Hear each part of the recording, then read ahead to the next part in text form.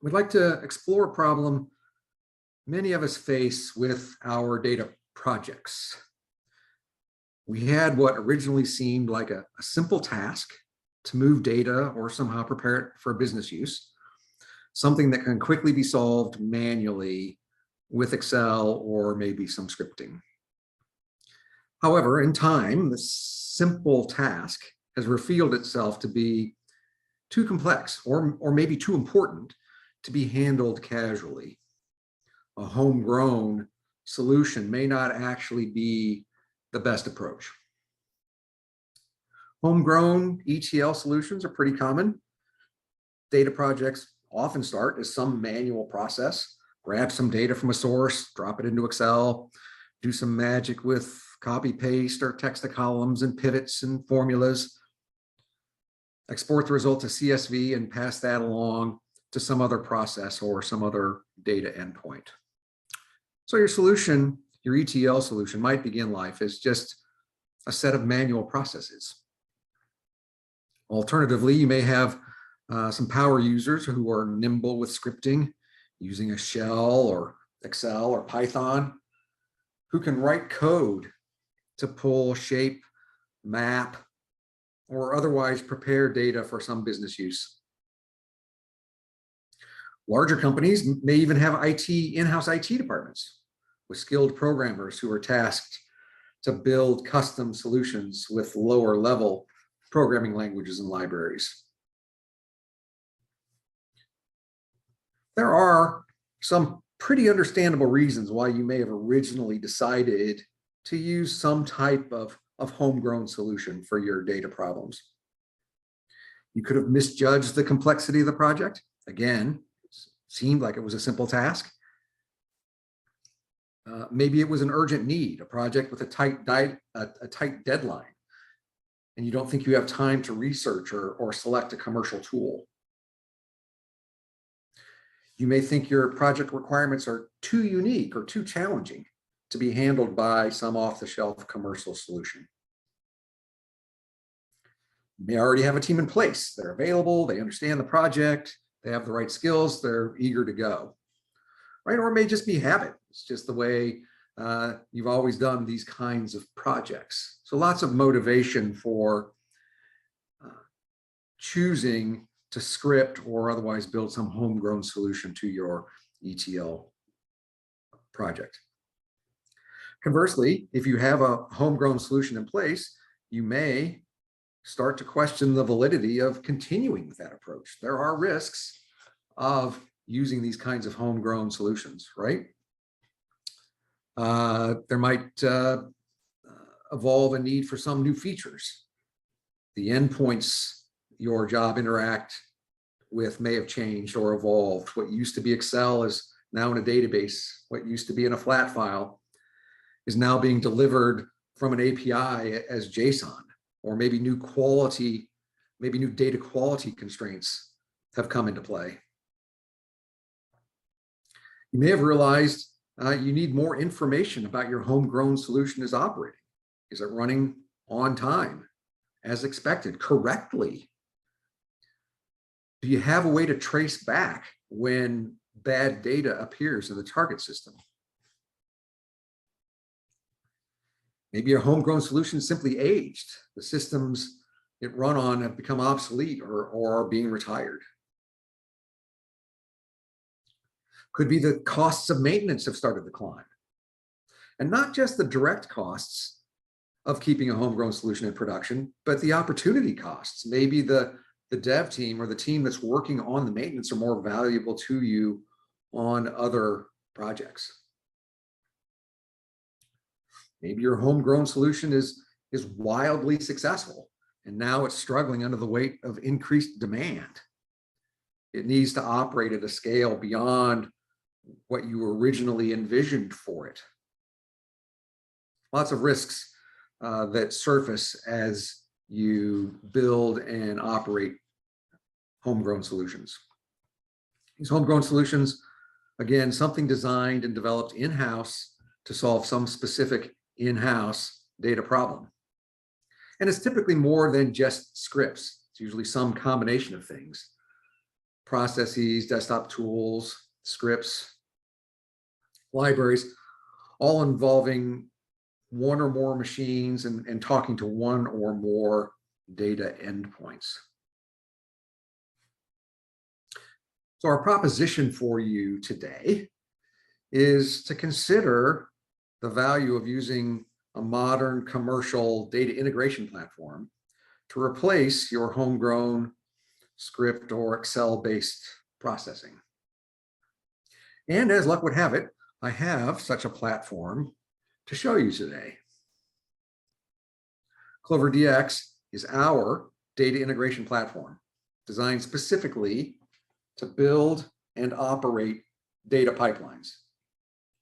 It can be used to replace or augment any of the homegrown solutions you have.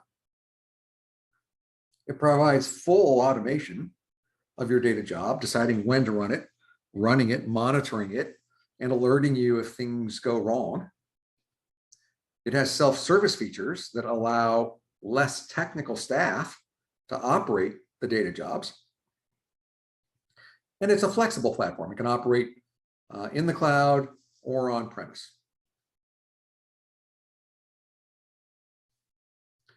The platform can be used to develop solutions not only for the tasks that you may currently handle with homegrown scripts or with Excel, but many other data-centric tasks as well, right?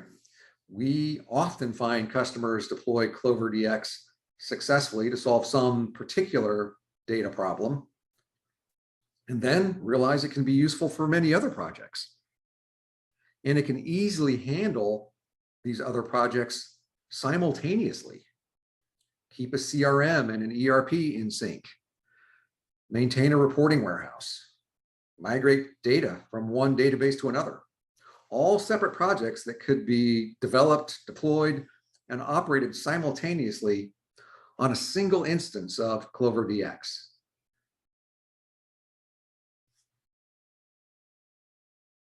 The platform itself has two pieces, as you can see in this infographic. On the lower left, there's a design piece.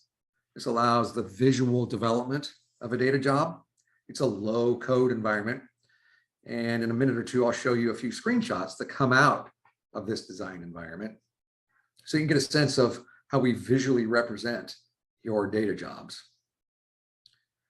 The other piece of the platform, this blue arrow here, that's CloverDX Server, and that handles the automation so that the data jobs that you build in Designer can run automatically and unattended. Using these two pieces together, you can connect to almost any type of data, ingest it, shape it, cleanse it, and write it to almost any target. So the two main pieces of our architecture, Designer and Server. The newest features in CloverDX, CloverDX Wrangler can allow less technical users the opportunity to work with the data directly on the platform with a simple Excel-like interface. That's the architecture at a high level. And we'll dig in and we'll look at some of these components in a little more detail. And we'll do that with an example, right? A real world use case where data needs to be ingested into a warehouse where it can be analyzed. A little more color. This use case is real for us. It's a business in the fintech space where our customer provides analysis services to credit unions. So in production, credit unions provide operational data on a regular basis, daily, weekly, some regular cadence. The credit unions that use the platform provide data to the platform in different formats, of course, right? It can never be that easy. So each credit union's got slightly different format that needs to be handled. The data needs to be transformed into some standard format. We need to assess the quality and then load it into a warehouse where it can be analyzed, where reports can be generated. Right? Fairly simple ingestion case where you've got some variable data and the need to shape it, assess it, and get it someplace where you can really work with it. Now, you can certainly envision how to do something like this manually without a data integration platform. Open your favorite FTP program to grab the files, copy them down to your local workspace. Open them with Excel, inspect them, clean them up, maybe remove some columns, split or merge certain columns, look for some suspect data and replace that before finally taking the resulting file and using a data import wizard in SQL Workbench, right? So you can envision how to do this manually, but you can probably also envision all the reasons why or how this quickly becomes impractical, right? Huge data files, or maybe too many files. Maybe you have to do this on hundreds of files. When and how often does this process need to run? So it's a simple process, but impractical really to do manually. So maybe it's a scripted process. You can probably think about how to add scripting to simplify and begin to automate, right? A shell script or shell command to pull the files down from an FTP site. Then choose your favorite critter from the O'Reilly Zoo and use it to script some shaping and validation and quality assessment. Then another SQL script to load the data into a warehouse. Maybe add further efficiencies by creating an encompassing script that stitches all of these pieces together. Less time consuming, but still rather ad hoc, still error prone, still taking staff resources away from more valuable work.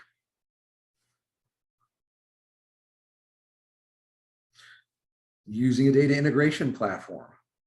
A data integration platform like ours, like CloverDX, would allow you to automate this process, to orchestrate, monitor, and alert the entire workflow.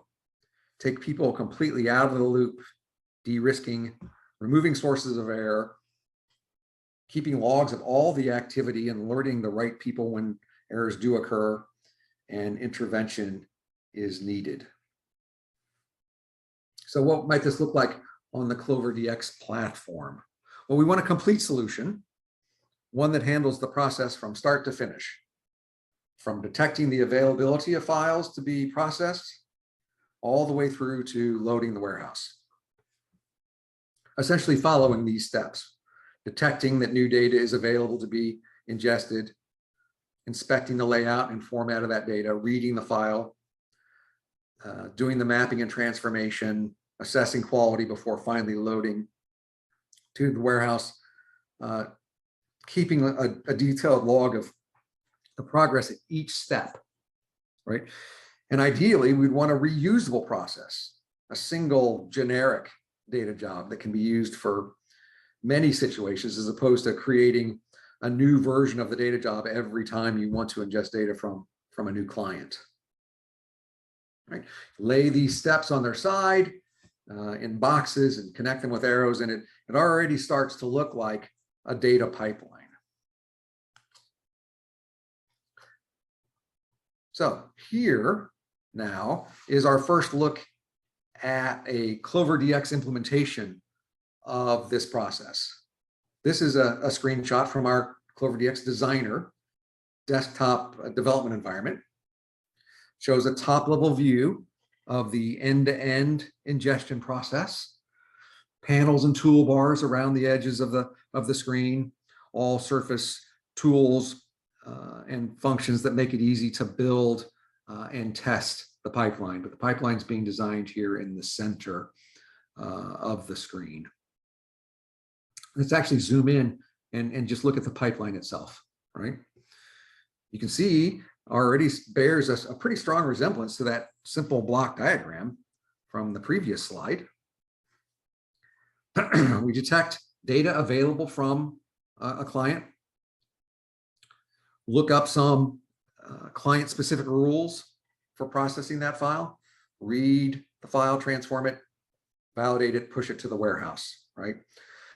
Excuse me. Of course, errors can occur at any stage in this process, right? And you'll notice that each of these steps has a secondary, what we call an edge, coming out, which captures any error condition. Those error conditions are collected and shaped and then written to a log file. So maybe there's an error in listing the files from the FTP, inspecting them. Maybe they came in the wrong shape, actually doing the reading and processing or loading to the warehouse. Any of those steps of this overall process could encounter an error, and we want to capture that, right? This pipeline in any run would handle multiple files. Maybe at a particular runtime, it finds 20 files that need to be processed, runs 20 files through this pipeline. 18 of them might make it all the way through and get loaded to the warehouse. 2 others may fail, right? At one of these stages, we'll collect that information. Those rejected files can be handled in many ways, right? They can be sent back to the customer for correction. They can be corrected, on the fly and just rerun through the pipeline, or they could be corrected directly on platform using that new Wrangler interface. Most interesting in this pipeline is this stage here. This is the component where the actual record level processing occurs, where we're actually reading the file and looking at each record. It's also the activity that you most likely would have done in Excel or in scripts. So let's take a closer look at that stage of this overall pipeline. So another CloverDX data job, visually designed. Here you can see we read the file, make sure that the record count is roughly what we expected. If not, we can fail and alert. In this particular use case, certain fields that came in from the client credit unions needed to be encrypted before they were loaded into the warehouse so that we don't expose sensitive information. So there's a path through the pipeline that grabs particular fields from each record and encrypts them before adding them back to the record. Here's a component that applies all of the data quality records, or data quality rules rather, that need to be applied to each record, filtering out records that are suspect and collecting them someplace where they can be addressed. But ultimately, the pipeline creating a file that's ready to be loaded directly into the warehouse. Now, all the steps that we see here in this Clover pipeline could be done in an Excel or in a script. But the visual nature of this CloverDX job allows us immediately to see every step. Something that would be much more difficult if you opened the equivalent Excel file, Excel workbook, and tried to discern the purpose just by looking at the sheets.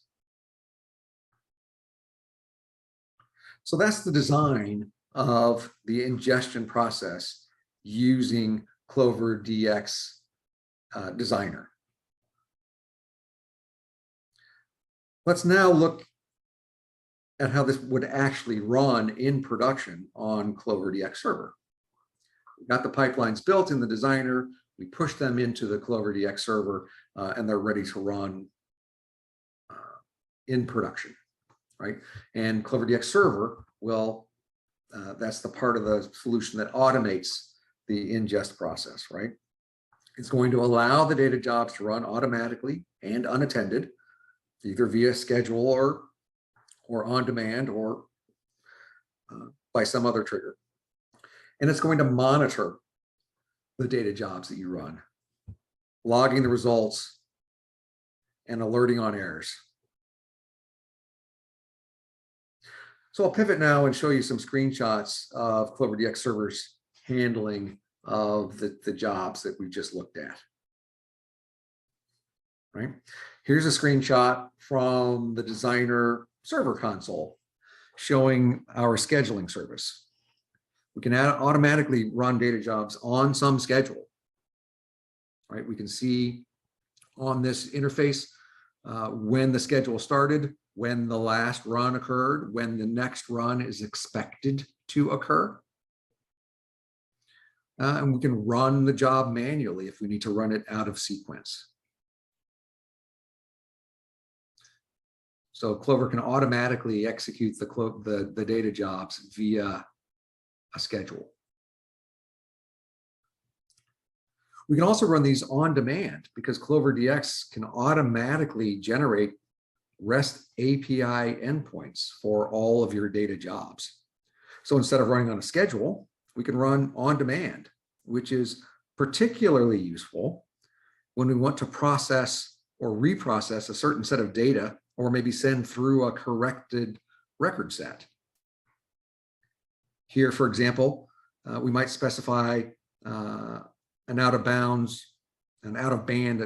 corrections data file, maybe some additional data quality rules that we need to run on this particular data set, specify those here, and then mash the run app button and immediately launch the pipeline to run with that corrected data set.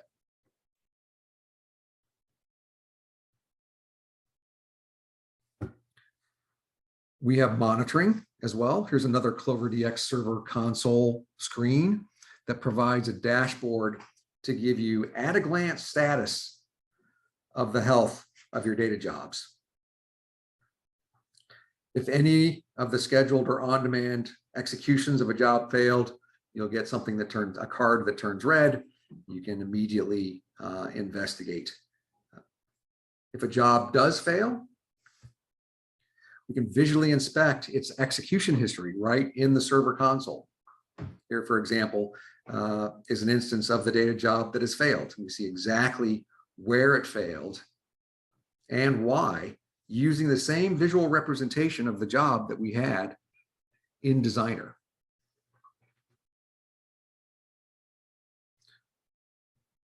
So, deploying a modern data integration platform like CloverDX can reduce the risks associated with handling data-centric tasks that you might be doing now with scripts or Excel.